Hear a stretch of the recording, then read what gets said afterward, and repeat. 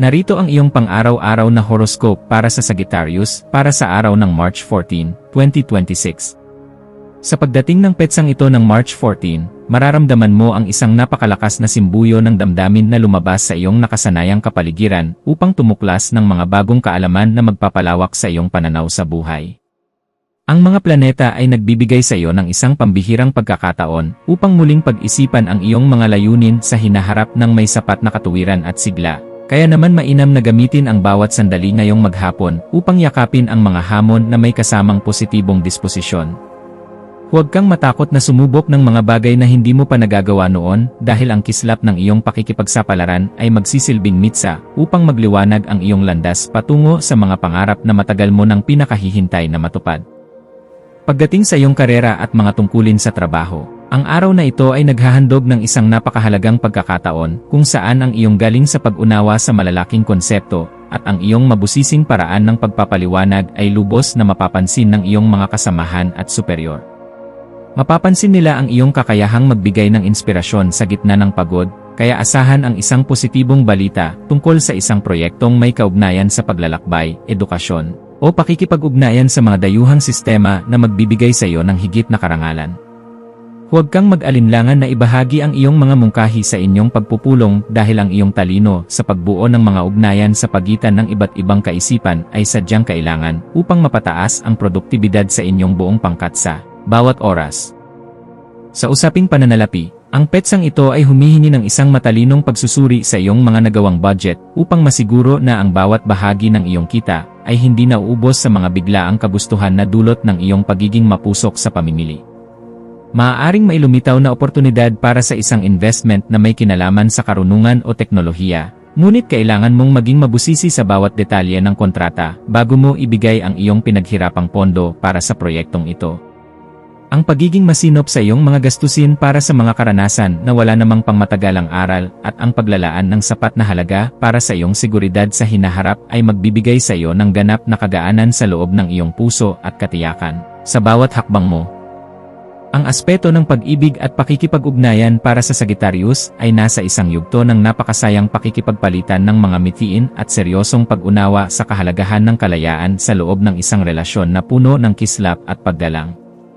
Ang pagpapakita ng iyong pagmamahal sa pamamagitan ng pag-aanyaya sa iyong kapareha sa isang intelekwal na diskusyon o ang pakikipag-usap ng mahinahon tungkol sa inyong mga pangarap ay lalong magpapatatag sa inyong ugnayan sa bawat sandali ng inyong pagsasama ngayong araw. Para sa mga naghahanap pa ng makakasama, ang iyong masayahin at kagalang-galang na aura ay magsisilbing magnet para sa mga taong naghahangad ng isang partner na may malawak na pangunawa at marunong magpahalaga sa tunay na ganda ng buhay. Ang iyong kalusugan ay dapat maging isa sa iyong mga pangunahing prioridad sa pamamagitan ng pagbibigay ng sapat na atensyon sa iyong mga hita, balakang, at sa iyong pangkalahatang antas ng lakas na maaaring makaramdam ng pagod dahil sa iyong sobrang pagiging aktibo. Ang iyong katawan ay humihiling ng sapat na pahinga mula sa mabilis na takbo ng mundo at pagkain ng mga pagkaing nagpapalakas ng iyong resistensya upang mapangalagaan ang iyong sigla habang tinatapos mo ang iyong mga mabusising obligasyon ng may sapat na katuwiran. Ang pagsasagawa ng mga ehersisyo sa labas ng bahay o ang simpleng paglalakad sa isang parke, habang nagmamasid sa kagandahan ng paligid ay makakatulong upang mailabas ang mga negatibong vibes at mapalitan ito ng sariwang inspirasyon na magpapabuti sa iyong buong pakiramdam. Sa iyong pakikipagkapwa-tao, ang iyong papel bilang isang matalinong tagapayo na laging may positibong pananaw ay magiging sentro ng atensyon, lalo na sa mga taong nangangailangan ng iyong mabusising opinyon upang makita ang liwanag sa gitna ng kanilang mga suliranin. May isang kaibigan o malapit na kasama na maaaring lumapit sa iyo upang humingi ng tulong tungkol sa kung paano magiging mas malakas ang loob sa pagharap sa mga pagsubok, at ang iyong mga salita ay magsisilbing gabay na mahalaga sa kanila. Maging mapagmasid sa bawat pakikipag-usap dahil ang bawat impormasyon na iyong ibabahagi ay nagtataglay ng kapangyarihan na makapagpabago ng pananaw ng iba nang may sapat na pagkilala sa kanilang sariling kakayahan at kalayaan sa bawat kilos na gagawin. Ang iyong malikhaing isipan ay magkakaroon ng pambihirang kislap sa hapon, lalo na sa mga gawaing may kinalaman sa pagsusulat, pagtuturo, o anumang paraan ng pagpapahayag na nagpapakita ng iyong pagiging mabusisi sa sining ng pagbabahagi ng kaalaman sa marami. Huwag mong limitahan ang iyong sarili sa isang paksa lamang. Bagkus ay subukan ang mga makabagong estilo na magpapakita ng iyong galing habang pinapanatili ang kalidad at dangal ng iyong mga gawa para sa iyong sariling kaganapan at tagumpay sa bawat hakbang. Ang pagbuo ng isang bagay na may layuning magbigay ng kalinawan at saya sa pakiramdam ng marami sa pamamagitan ng iyong mga natatanging talento ay nagbibigay sa iyo ng ganap na kagalakan na sadyang napakahalaga para sa iyong patuloy na asenso. Para sa pamilya, asahan ang isang kaganapan sa loob ng tahanan na mangangailangan ng iyong pagiging mahinahon upang maging maayos ang takbo ng inyong samahan sa kabila ng mga posibleng maliliit na usapin tungkol sa inyong mga plano sa hinaharap. Ang iyong presensya ay magbibigay ng kagaanan dahil kaya mong magpaliwanag sa paraang madaling intindihin at may sapat na pagkilala sa nararamdamang pangangailangan ng bawat miyembro ng iyong pamilya sa bawat oras ng inyong pagsasama sa bahay. Maging mapagpatawad sa mga pagkukulang ng iyong mga mahal sa buhay, at maging isang gabay na laging handang tumulong sa pag-aayos ng anumang aberya. Dahil ang matatag na pundasyon sa loob ng tahanan ang tunay mong sandigan sa bawat hamon na inyong haharapin. Ang iyong intuisyon ay magsisilbing isang matalas na kumpas sa pagpapasya tungkol sa isang bagong oportunidad na may kinalaman sa iyong personal na paglago o sa pagpapaganda ng iyong sariling kasanayan sa pakikipag-ugnayan sa mga taong may malalim na karanasan. Kung may nararamdamang udyok na ayusin ang iyong mga gamit sa paglalakbay o bumili ng mga libro na magdadala ng higit na karunungan sa iyong paligid, gawin ito ngayon, dahil ang daloy ng enerhiya ay pabor sa mga gawaing nagdadala ng bagong simula. Ang iyong panloob na boses ay malakas na nagpapaalala na handa ka na para sa isang mas mataas na antas ng kaganapan sa iyong pagkatao, kaya pakinggan ito, at huwag hayaang ang mga alinlangan ay humadlang sa iyong asenso patungo sa tagumpay. Sa aspeto ng edukasyon at pagkuha ng karunungan, ang iyong isipan ay magiging kasing talas ng isang kidlat na handang unawain ang bawat komplikadong impormasyon upang mahanap ang pinakaugat ng katotohanan sa iyong mga pinag-aralan ngayong araw na ito.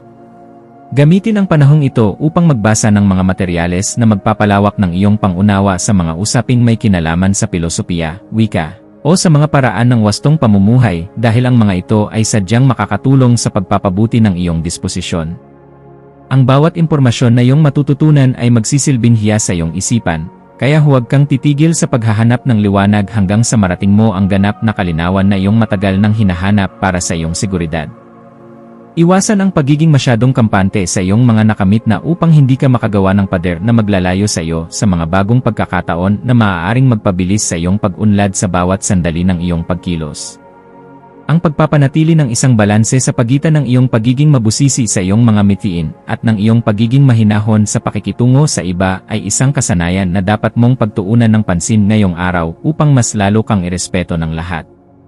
Ang pagpili sa kung ano ang nakakabuti sa iyong pangmatagalang mitiin nang hindi isinasakripisyo ang iyong mga prinsipyo ay magbibigay sa iyo ng mas mabilis na resulta at mas malalim na kagalakan sa bawat sandali ng iyong pakikipagsapalaran sa mundong ito. Ang iyong espiritual na aspeto ay nangangailangan din ng pagkalinga sa pamamagitan ng paghahanap ng sandali ng katahimikan sa gitna ng iyong abalang schedule upang muling makakonekta sa iyong panloob na lakas na nagbibigay ng direksyon sa iyong buhay. Ang pagninilay-nilay tungkol sa iyong mga tunay na hangarin para sa isang makabuluhang pamumuhay na puno ng kislap ng katotohanan ay magbibigay sa iyo ng sagot kung bakit kailangan mong maging matatag at kung paano mo magagamit ang iyong talino para sa kabutihan. Ang pagpapasalamat sa bawat biyaya, maliit man o malaki, na iyong natatanggap ay magbubukas ng pinto para sa mas marami pang milagro, kaya panatilihin ang iyong integridad at ang iyong pagiging marangal sa lahat ng pagkakataon na ibinibigay sa iyo. Maging mapagmasid sa mga dokumento, email, o mga mensaheng iyong matatanggap ngayong hapon, lalo na ang mga may kinalaman sa iyong mga personal na proyekto, kontrata sa trabaho, o mga legal na usapin na may kinalaman sa iyong mga ari-arian. At siguraduhin na naintindihan mo ang bawat detalye. Ang paghingi ng payo sa mga taong may sapat na karanasan sa iyong larangan o sa iyong mga mentor ay isang matalinong hakbang na dapat mong gawin upang maprotektahan ang iyong mga interes at ang iyong pinaghirapan sa loob ng mahabang panahon.